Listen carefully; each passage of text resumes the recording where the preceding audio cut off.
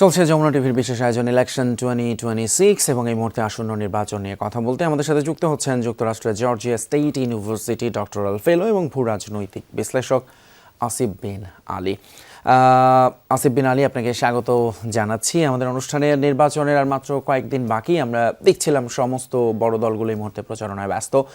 আপনি নিশ্চয়ই সেখান থেকে ফলো করছেন, দেখতে পাচ্ছেন সোশ্যাল মিডিয়া এবং গণমাধ্যমগুলোতে। কি মনে হচ্ছে আপনার কাছে এবারে নির্বাচন কেন অন্যগুলো থেকে আলাদা হতে পারে? ধন্যবাদ আমাকে আপনার শোতে আমন্ত্রণ জানানোর জন্য।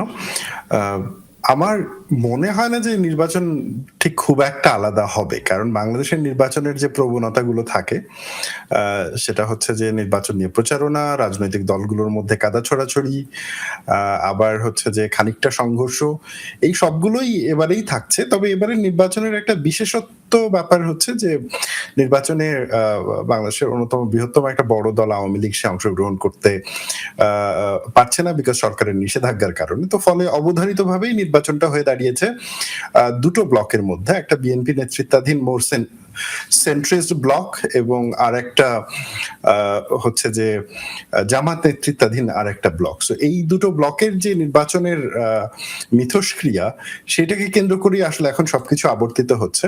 তবে আমার মনে হয় যে এই নির্বাচনের আরেকটা গুরুত্বপূর্ণ দিক, মেবি সেটা অন্য নির্বাচন থেকে আলাদা হতে পারে, সেটা হচ্ছে আমরা অনেকগুলো বছর পরে নির্বাচন পাচ্ছি। আপনার নিশ্চয়ই মনে আছে 2008-এর পরে আমাদের আর গ্রহণযোগ্য কোনো নির্বাচন হয়নি। 2014, 2018 এবং 2024 তিনটা নির্বাচনই অগ্রহণযোগ্য ছিল এবং তিন ধরনের বৈশিষ্ট্য দ্বারা বৈশিষ্ট্যমণ্ডিত ছিল। তো ফলে আমাদের কিন্তু নির্বাচনের যে মেমোরি, যে স্মৃতিটা থাকে, সেই স্মৃতিটাও অনেকটা লোপ পেতে বসেছিল। যেমন ফর এক্সাম্পল, আমি নিজে আমার কোনো ভোট দেওয়ার স্মৃতি নেই। তো সেই প্রেক্ষিত থেকে আমার মনে হয় যে এই নির্বাচনটা বিশেষ করে তরুণ যারা ভোটার রয়েছে তাদের জন্য ওই নতুন একটা এক্সপেরিয়েন্সের জায়গাও তৈরি করবে। ঠিক তাই, আপনার অভিজ্ঞতার কথা বলছিলেন, মানে একই সঙ্গে আমি আসলে সেই প্রসঙ্গে আসতে চাচ্ছিলাম যে অনেক তরুণ এবং নতুন ভোটার আছেন যারা আসলে প্রথমবারের মতো ভোট দিতে যাচ্ছেন, এবং কি মনে হয় যে তারাই আসলে ডিসাইডিং ফ্যাক্টর হতে যাচ্ছেন এবারে নির্বাচনে। এবং একই সাথে যদি আইন শৃঙ্খলা পরিস্থিতি নিয়ে আপনার কোনো অবজারভেশন থাকে একটু বলবেন। প্রথমত বাংলাদেশে তরুণ ভোটার অবশ্যই ভোটিং যে পার্সেন্টেজটা রয়েছে সেটার একটা বড় অংশ জুড়ে রয়েছে। তবে এটা ভুলে গেলেও চলবে না যে বাংলাদেশের কিন্তু অনেকগুলো জেনারেশনের দেশ। হ্যাঁ, এটা যে কোনো দেশেই। আমাদের এখানে যেহেতু সাম্প্রতিক সময়ে জেনজির নেতৃত্বে একটা বড় ধরনের গণ অভ্যুত্থান হয়েছে, তারপর থেকে জেনজি একটা ট্রেন্ড, এই বিষয়ে কোনো সন্দেহ নেই।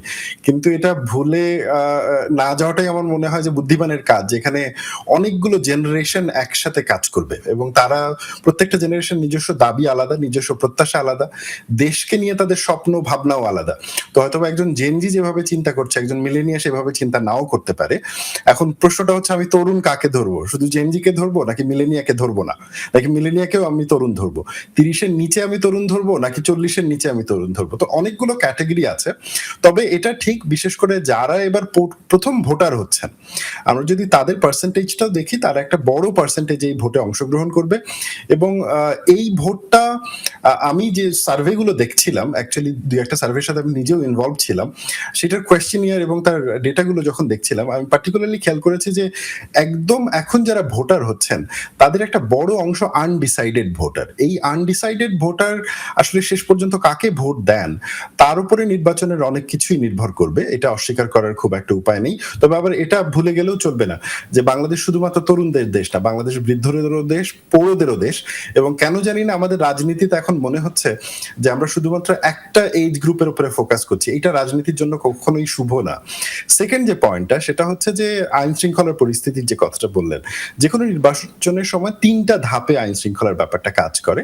একটা হচ্ছে যে নির্বাচনের পূর্ববর্তী, অর্থাৎ নির্বাচনের আগের দিন পর্যন্ত, আরেকটা হচ্ছে নির্বাচনের দিন, আরেকটা হচ্ছে নির্বাচনের পরের দিন ফল ঘোষণার পর্যন্ত।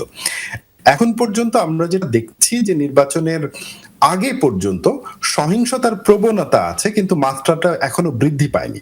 কিন্তু মাঠে যথেষ্ট এলিমেন্ট রয়েছে। আপনি যদি খেয়াল করে দেখেন, কিছুদিন আগেই জামায়াত এবং বিএনপি দুই গ্রুপের মধ্যে সংঘর্ষ হয়েছে এবং সেখানে একজন রাজনৈতিক কর্মী মারাও গেছে।